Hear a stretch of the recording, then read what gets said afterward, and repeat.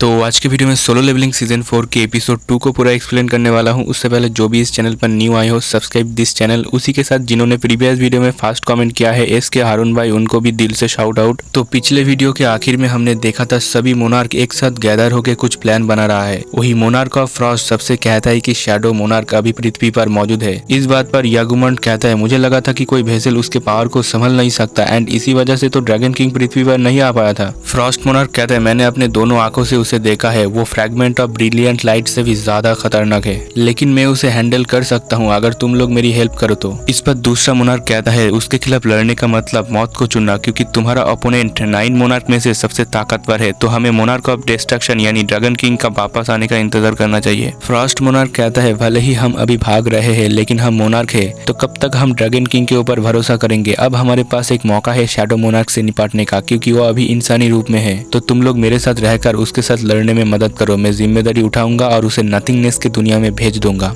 इस पर monarch of iron कहता है मुझे इन सब से दूर रखना, और फिर यागुमंड भी कहता है मैं मोनार्क ऑफ व्हाइट की तरह डिस्ट्रॉय नहीं होना चाहता। वही बीस्ट मोनार्क कहता है तुम सभी के सभी कायर हो। इस पर मोनार्क ऑफ आयरन कहता है तुम्हें पता है ना मोनार्क ऑफ व्हाइट फ्लेम के साथ क्या हुआ था शैडो मोनार्क से हारने के बाद। तो मैं उसके अथॉरिटी में फंसकर इटर्नल स्लम्बर में नहीं जाना चाहता, और ऐसा लगता है कि शैडो मोनार्क और आर्किटेक्ट एक साथ हो चुका है। जो भी हो, ये बात कहने के बाद मोनार्क ऑफ आयरन और यागुमंड यहाँ से निकल जाता है। अब बीस्ट मोनार्क फ्रॉस्ट मोनार्क से कहता है क्या कोई सबूत है कि वो अभी भी एक इंसान है। फ्रॉस्ट मोनार्क कहता है उसने अपने खंजर पर जहर लगाया था और ये कुछ ऐसा नहीं है जो एशबॉर्न यानी शैडो मोनार्क करेगा। ये सुनकर यहाँ पर एक लेडी मोनार्क कहती है तुम सही बोल रहे हो, अगर शैडो मोनार्क इंसान के शरीर को कंट्रोल कर रहा होता तो वो कभी भी ऐसे छोटे मोटे हरकत तो नहीं करता। मोनार्क ऑफ फ्रॉस्ट कहता है तो क्या तुम मेरी मदद करोगी। इसके जवाब में ये लेडी मोनार्क कहती है यस मैं तुम्हारी मदद करूंगी। वही बीस्ट मोनार्क भी कहता है चलो सब मिलके शैडो मोनार्क को मारते हैं। उसके बाद सीन चेंज होता है, हम साउथ कोरिया को देखते हैं जहाँ पर जिन्बू ने जो अनाउंसमेंट किया था उसकी खबर चारों तरफ चल रही थी और सभी लोग डरे हुए हैं क्योंकि जो एस रैंक हंटर्स है वो सभी खतरे में है। फिर सीन शिफ्ट होता है, हम जिन्बू को देखते हैं जो किसी बिल्डिंग के ऊपर था और वो अपने मन में कहता है मैं उनके मैजिक पावर को सेंस नहीं कर पा रहा। जैसे कि मैंने सोचा था ये काम नहीं करने वाला, क्योंकि जिन्बू ने नोटिस किया था जो मोनार्क है उनका कोई शैडो नहीं होता, उनका सिर्फ एस्ट्रल बॉडी होता है। जिन्बू कहता है किंग ऑफ जायंट ने मुझे बताया था कि मोनार्क और रूलर्स को मैं अपने शैडो में शामिल नहीं कर सकता बिकॉज उनका बॉडी एस्ट्रल से बना होता है, यानी मौत के बाद उनका बॉडी डिस्ट्रॉय हो जाता है, जिस कारण वो लोग मेरे शैडो सोल्जर नहीं बन सकते। जो भी हो, जिन्बू मन में कहता है अगर इसी वजह से मोनार्क के पास शैडो नहीं है तो मैं उनका पता नहीं लगा पाऊंगा। बट जिन्बू कहता है कि कोई बात नहीं, जब तक मैं एक हंटर हूँ मैं अपने शिकार को दूर नहीं जाने दूंगा। उसके बाद सीन चेंज होता है, हम हंटर एसोसिएशन के मीटिंग को देखते हैं जहाँ पर मिस्टर गोग उन्हीं के चले जाने के बाद कौन उनका सक्सेसर बनेगा इसके बारे में बात चल रही थी एंड सब मिलके डिसाइड करता है कि ओ जिनचुल उनके पोजीशन को संभालेगा। जो सुन के वो तो बहुत ही ज्यादा शॉक होता है और वो इस पोजीशन को लेने से मना कर देता है, लेकिन आखिर में उसे सबकी बात मानना ही पड़ता है। उसके बाद सीन फिर से चेंज होता है, हम स्कैवेंजर गिल्ड को देखते हैं जहाँ पर थॉमस और उसकी मैनेजर कहीं पर जा रहा था। थॉमस कहता है काफी समय बाद में बेसमेंट के नीचे आया एंड जब थॉमस के बंदे उसे देखता है तो वो सभी तो चौंक जाता है। थॉमस कहता है यहाँ पर चौंकने की जरूरत नहीं है, सब लोग बैठ जाओ। उसके बाद थॉमस की मैनेजर कहती है क्या आप सच में इसे एक गिफ्ट के तौर पर उसे देना चाहते हो। थॉमस कहता है आखिर उसने मेरी और मेरे गिल्ड मेंबर की जान को बचाया है एंड वो जिस चीज को देने वाला है वो होता है एक डबल डैगर जो काफी खतरनाक है और पूरी दुनिया में ये सिर्फ 2 ही है। जो भी हो, उसके बाद सीन चेंज होता है, हम एक न्यूज आर्टिकल को देखते हैं जहाँ पर बताया जा रहा था कि ओ जिनचुल अब हंटर एसोसिएशन का नया चेयरमैन है। जो देखकर जिन्हा अपनी मॉम से कहती है मैंने सुना था कि पिछले चेयरमैन को मारा गया था, लेकिन मैंने नहीं सोचा था कि एक हैंडसम आदमी उनकी जगह लेगा। और फिर वो आसमान की तरफ देखती है और कहती है ये जो देश है ये बहुत ही उलझन में है और दुनिया के बाकी हिस्सों में भी सेम प्रॉब्लम है। एंड वो अपने मॉम की तरफ देखती है और अगले ही पल उनके पास जाके उनको गले लगा के प्यार करने लग जाती है, बट वो थोड़ी उदास लग रही थी। फिर वो अपने मॉम से कहती है मॉम चलो यहाँ से चलते हैं। उसकी मॉम कहती है तुम यहाँ से जाना चाहती हो बट ये घर मुझे पसंद है। जिन्हा पूछती है वैसे इस अपार्टमेंट पे क्या खास बात है। उसकी मॉम कहती है शायद ये घर थोड़ा सा पुराना है लेकिन मुझे ये अभी भी पसंद है। जिन्हा समझ जाती है कि वो अपने मॉम को कन्विंस नहीं कर सकती दूसरे घर में शिफ्ट होने के लिए। एंड जब वो यहाँ से जाने लगती है उसकी मॉम कहती है क्या तुम एटलीस्ट कपड़े को फोल्ड कर दोगी मेरे प्यारी बेटी। जिन्हा कहती है मैं आपकी प्यारी बेटी तब होती हूँ जब आपको मुझसे कोई काम निकलवाना होता है। तो जो भी हो, जिन्हा जैसे ही लॉन्ड्री में जाती है तो वो यहाँ पर कुछ ऐसा देखती है जो देखकर वो काफी ज्यादा डर जाती है और अपने मॉम के पास दौड़ के चली जाती है। उसके बाद सीन चेंज होता है, हम आजिन गिल को देखते हैं जहाँ पर काफी सारे न्यूज रिपोर्टर आया हुआ है और वो यहाँ पर किसी के आने का बात कर रहा होता है। एंड वो और कोई नहीं थॉमस एंड्रे होता है जो आजिन गिल के ऑफिस में आया हुआ है जिन्बू से मिलने के लिए। जो देखकर जिन्हो और उसके गिल के बाकी सब मेंबर तो पैनिक में आ गया था कि ये साला यहाँ पर कोई लफड़ा ना शुरू कर दे। उसी के साथ यहाँ पर लिनार्ड भी आया हुआ है जो जर्मनी के सबसे स्ट्रॉन्गेस्ट हंटर है and federal bureau of Hunter ranking system में इसका रैंक है 12। और इन दोनों को यहाँ पर आए हुए 2 घंटा हो चुका है। जिन्हो तो लगातार संग जिन्बू को कॉल लगा रहा था कि सर आप कहाँ पर हो, प्लीज कॉल को रिसीव कीजिए, बट जिन्बू तो रिसीव ही नहीं कर रहा था उसकी कॉल को। वही लिनार्ड मन में सोचता है यहाँ पर थॉमस एंड्रे भी आया हुआ है जिन्बू से मिलने के लिए, तो क्या मुझे मौका मिलेगा उससे मिलने का। तभी यहाँ पर जिन्बू आता है, वो कहता है मैं वापस आ गया। जो देखकर उसके साथी तो काफी ज्यादा खुश होता है। जिन्बू उनके तरफ देख के मन में कहता है मैंने बिल्डिंग के नीचे बहुत सारे रिपोर्टर्स को देखा, मुझे लग रहा था कि ये थॉमस की वजह से ही होगा क्योंकि उसके ऑरा से मुझे लग गया था कि वो यहाँ पर मौजूद है। थॉमस भी जिन्बू को हाई कर रहा था और अब थॉमस उसके पास आता है और कहता है बहुत दिन बाद मिले मिस्टर संग। वही जिन्हो तो इन दोनों को बात करके देखकर मन में सोचता है साला ये दोनों यहाँ पर फाइट ना शुरू कर दे। जो भी हो, जिन्बू अब डायरेक्ट थॉमस से पूछता है वो क्या चीज है जिसके लिए तुम कोरिया आए हो। थॉमस कहता है मैंने तुमसे वादा किया था कि जब मेरा हाथ पूरी तरह से ठीक हो जाएगा तो मैं तुम्हारे साथ बैठ के खाना खाऊंगा और वैसे भी मैं तुम्हारे लिए एक गिफ्ट लाया हूँ। जो सुन के जिन्बू तो शॉक होता है। थॉमस कहता है मैं ये देखकर खुश हूँ कि तुम इस चीज में इंटरेस्ट हो, तो क्या हम दूसरी जगह पर चले क्योंकि वो गिफ्ट मैं तुम्हें यहाँ पर नहीं दे सकता बिकॉज वो काफी ज्यादा खतरनाक चीज है। जिन्बू तो सोच में पड़ जाता है कि थॉमस उसे कोई बॉम्ब वगैरह तो नहीं देने वाला। जो भी हो, जिन्बू दूसरे बंदे से कहता है तुम कौन हो, तो ये बंदा जवाब देता है मैं हूँ लिनार्ड नियरमैन मिस्टर संग।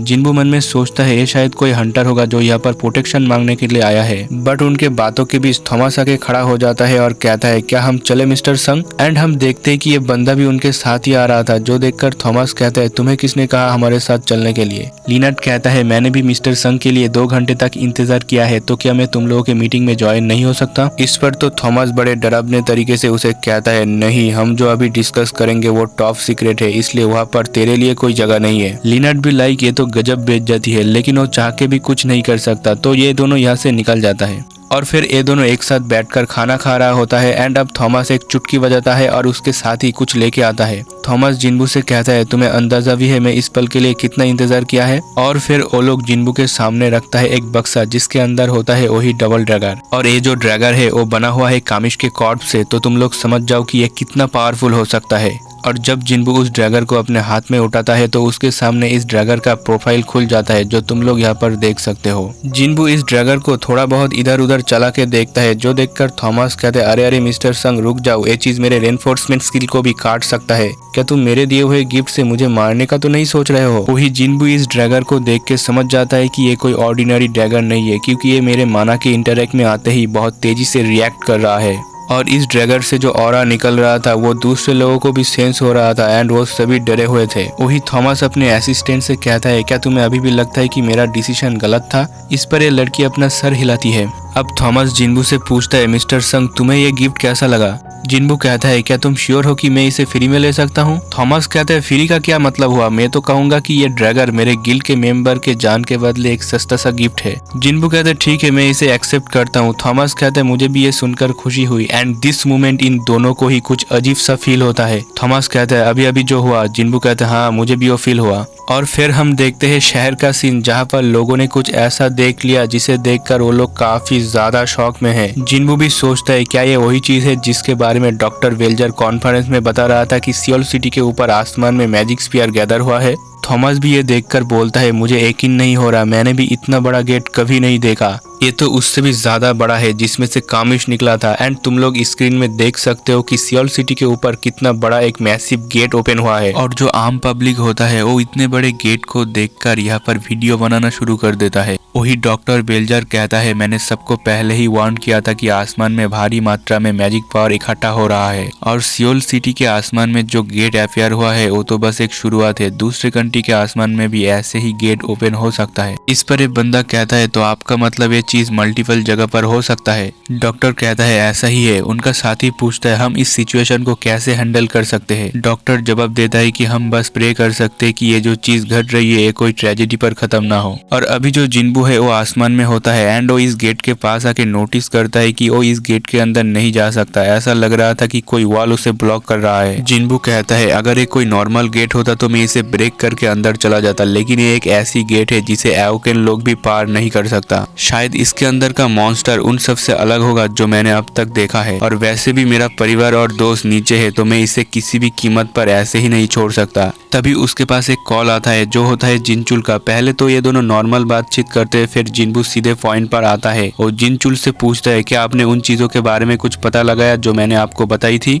जिनचुल कहता है मैंने दूसरे देशों के हंटर एसोसिएशन से सैटेलाइट स्कैन पूछा था, लेकिन पूरी दुनिया में कहीं भी दूसरा गेट ओपन नहीं हुआ है। जिन्बू तो ये सुन के शॉक होता है और कहता है तो आप कहना चाहते हो कि इसके अलावा कहीं भी दूसरा गेट नहीं खुला है। जिनचुल कहते हैं एकदम सही। इस बड़े से गेट को सामने आए हुए 3 घंटा हो चुका है, लेकिन जब से एक गेट सामने आया है तो दूसरा कोई भी गेट नहीं दिखाई दिया। जिन्बू समझ जाता है कि ये कोई इंतफाक नहीं हो सकता।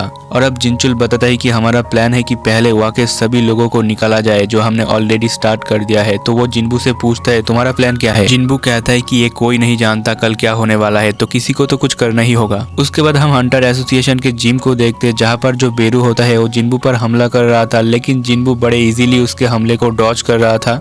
इवन वो उसका एक हाथ भी पकड़ लेता है और उससे कहता है क्या तुम्हारे पास बस इतना ही ताकत है। तभी बेरू थोड़ा डिस्टेंस बना लेता है और बोलता है मैं ऐसा कैसे कर सकता हूँ माय लॉर्ड। जिन्बू उसे कहता है चिंता मत करो, मुझे बस थोड़ा सा वर्कआउट करना है और तुम बस एक लौते हो जो मेरी इसमें मदद कर सकते हो। बेरू कहता है मुझे आपके शब्द सुन के खुशी हुई माय लॉर्ड। जिन्बू कहता है तुम्हारे बोलने के तरीकों में दिन ब दिन चेंज आ रहा है, क्या तुमने किसी इंसान को तो नहीं खाया। लेकिन जिन्बू कहता है जो भी हो चलो शुरू करते हैं। जिन्बू और बेरू दोनों ही अपने ऑरा को बाहर निकाल लिया है। बेरू जाके जिन्बू पर एक जबरदस्त हमला करता है, बट जिन्बू उसे एक हाथ से ही ब्लॉक कर देता है और कहता है तुम पहले से ज्यादा स्ट्रांग हो चुके हो क्योंकि तुम अब एक कमांडर हो। और जिन्बू ऐसे ही उसके हमले को डॉज कर रहा होता है एंड इवन उसके पेट में एक जबरदस्त ब्लो भी दे मारता है। जिन्बू कहते हैं तुम मेरे आर्मी के एक लौते कमांडर हो और एक बार इग्रिस और ग्रीड जनरल रैंक में पहुंच गया तो उन्हें कमांडर रैंक में पहुंचने में ज्यादा वक्त नहीं लगेगा। तो अगर तुम नहीं चाहते कि उनमें से कोई तुम्हारा जगह ले ले तो अच्छे से काम करो। वही जिन्बू लड़ाई करते हुए अपने मन में कहता है बेरू भले ही मेरे शैडो सोल्जर में सबसे ताकतवर हो, लेकिन ये काफी नहीं है उन लोगों से लड़ने के लिए। जो भी हो इस फाइट में जिन्बू बेरू को हरा देता है और फाइट खत्म होने के बाद वो लोग जब जिम का हालत देखते तो काफी खराब हो चुका था।